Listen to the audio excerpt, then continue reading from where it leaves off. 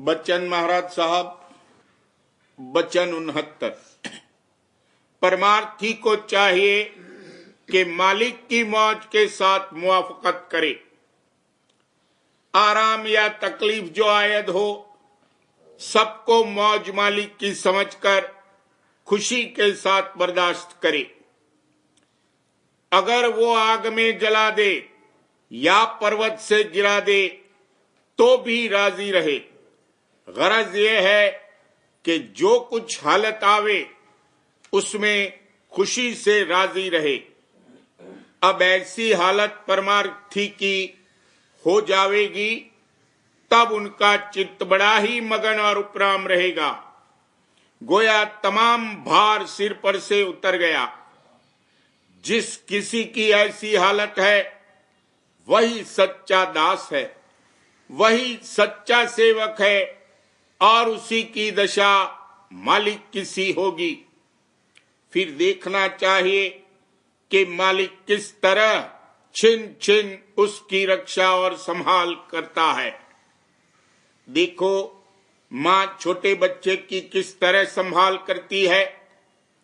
सर्द हवा चलती है तो उसको उड़ा देती है, गर्मी पड़ती है तो पंखा झलती है। अपनी नींद और आराम का कुछ ख्याल नहीं करती और हर वक्त उसकी निगरानी करती रहती है। अगर कोई कीड़ा या भुनगा उस पर आ पड़ता है तो मां उसे दूर कर देती है और बच्चे को खबर भी नहीं होती है। इसी तरह मालिक अपने बच्चों की संभाल और रक्षा बराबर कर रहा है।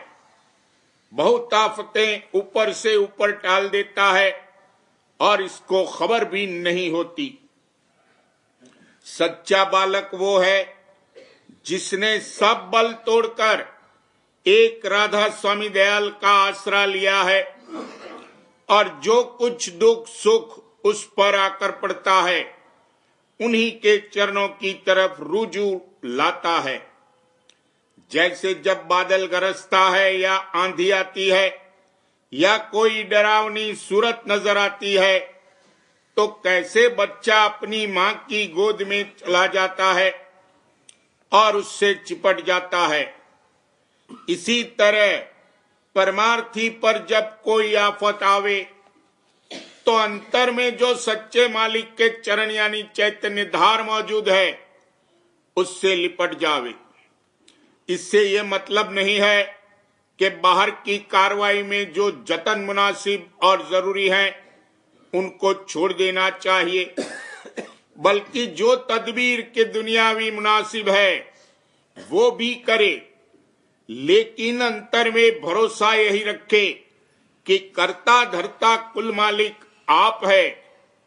उनकी मौज जैसी होगी वैसा ही नतीजा होगा और जतन का स्वरूप न हो जावे। जतन सिर्फ द्वारा है मौज की कार्रवाई प्रकट होने का। अगर कोई कहे कि अब जतन करना क्या जरूर है, मौज आप सब कार्रवाई कर देगी, तो ये भी बड़ी गलती और मौज के खिलाफ है, क्योंकि मालिक अंतर के अंतर निहायत गुप्त है। इसलिए वो चाहता है कि उसकी कार्रवाई भी गुप्त रहे।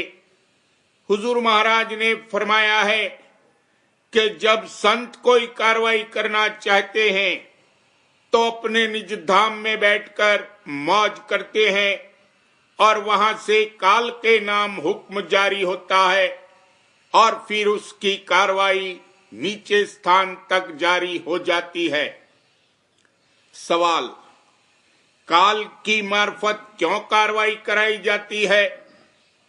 जवाब: अगर किसी की दोस्ती बादशाह से हो और वो उससे कहे कि यार हमारे यहां आज भंगी नहीं आया, जरा पाखाना साफ कर दो, तो वो ये करेगा कि भंगी को भेज देगा, खुद जाकर ये कार्रवाई न करेगा। ये देश मिस्ल पखाने के हैं। जब कोई बादशाह किसी को कोई इनाम या तमगा देना चाहता है तो वो कायदे के मुआफिक कमिश्नर या कलेक्टर की मार्फत भेजेगा, खुद वो इनाम न देगा। चाहे कलेक्टर इनाम पाने वाले से नाराज भी हो और खिलाफ भी हो, मगर बादशाह के हुक्म की तामील उसको जरूर करनी पड़ेगी और उस इनाम में कलेक्टर के हाथ से मिलने में कोई फर्क नहीं पड़ सकता। मालिक जैसा जैसा जीव के वास्ते मुनासिब है, यानी जिसमें इसका निज फायदा मुतसव्वर है, कार्रवाई करता है। चाहे वो काम बाहर से उल्टा मालूम हो, मगर उसमें जीव के परमार्थी लाभ की मसलहत जरूर है। कबीर साहब ने फरमाया है, कबीर ऐसा ना मिला शब्द गुरु का मीत, तन मन सौंपे मिर्ग ज्यों सुने बधिक का गीत। जैसे हिरन बीन बाजे को सुनकर मस्त हो जाता है और बधिक उसके तीर मार देता है, इसी तरह परमार्थी को होना चाहिए, तब काम बन सकता है। जब तक के इसके बाहरी और अंतरी बंधन न तोड़े जाएंगे, तब तक ये चढ़ाई के काबिल नहीं हो सकता। और बंधन जब तोड़े जाएंगे तो थोड़ी बहुत तकलीफ जरूर होगी। दुनिया में और कोई मत ऐसा नहीं है कि जिसमें मन पर चोट पड़े, लेकिन राधा स्वामी मत की कार्रवाई में मन के अंतर के नुक्ते पर चोट पड़ती है और इसी से ये घबराता है। अगर घबराए नहीं और मौज के साथ ऐसा ख्याल करके मुआफकत करे कि बगैर बंधन टूटे मेरा कारज हरगिज नहीं बनेगा, तो इसकी सफाई होना जल्द मुमकिन है। लेकिन जो घबरा गया और बर्दाश्त न कर सका, तो आहिस्ता आहिस्ता सफाई की जाएगी। लेकिन जब सफाई होगी इसी तरह होगी।